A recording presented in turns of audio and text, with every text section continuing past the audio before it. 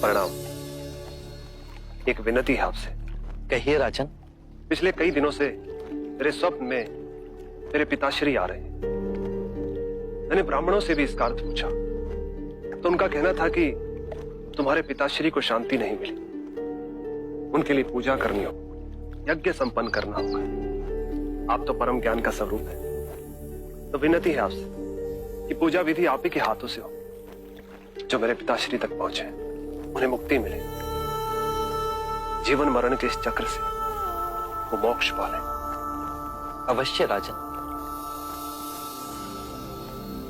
आप मिट्टी के 2 घड़े मंगवाइए, एक में घी भरवाइए और एक घड़े में कंकड़ पत्थर भरवाइए, और उन दोनों घड़ों के मुंह कपड़े से बंधवा दीजिए और उन्हें लेकर नदी के तट पर आइए। मैं वहीं आपकी प्रतीक्षा करूंगा। मैं भी इसका प्रबंध करता हूं महाराज।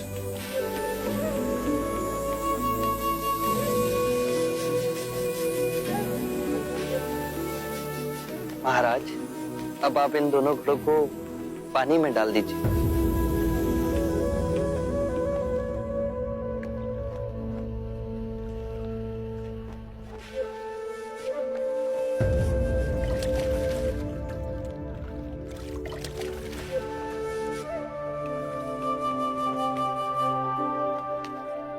महाराज, अब इन दोनों घड़ों को आप तोड़ दीजिए।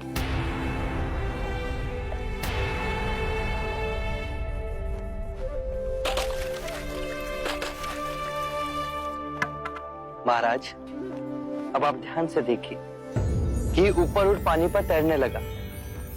अब बताइए, मेरे या किसी और के पूजा पाठ करने से क्या यह घी नीचे बैठ सकता है? असंभव।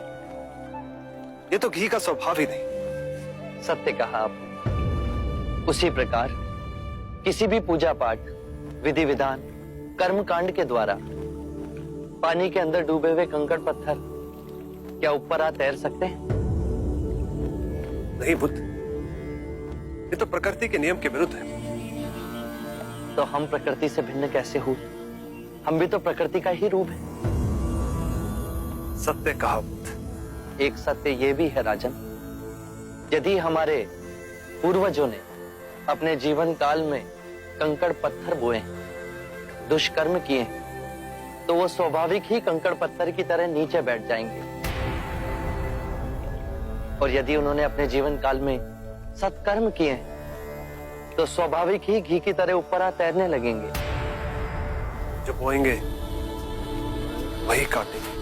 परंतु इस शरीर रूपी जीवन काल में ही नहीं, अपितु इस शरीर रूपी जीवन काल के पश्चात वाली यात्रा में भी हम जैसे कर्म करेंगे वैसा ही फल मिलेगा।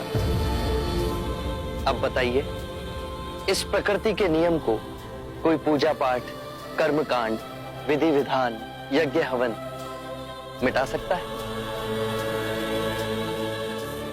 राजन, मैं भी इसको नहीं बदल सकता। केवल अच्छे कर्म ही मनुष्य की मुक्ति का द्वार खोलेंगे। ये कैसी तलवार है आपके हाथ में, जो एक क्षण में सारे झूठ काट केवल ज्ञान को प्रकाशित करती है? ना जाने कितने जन्मों और भटकता में यदि आपकी कृपा ना होती। इस एक क्षण में आपने अपनी अदृश्य तलवार से मेरे अहंकार का सर भी काट दिया। धन्य है प्रभु।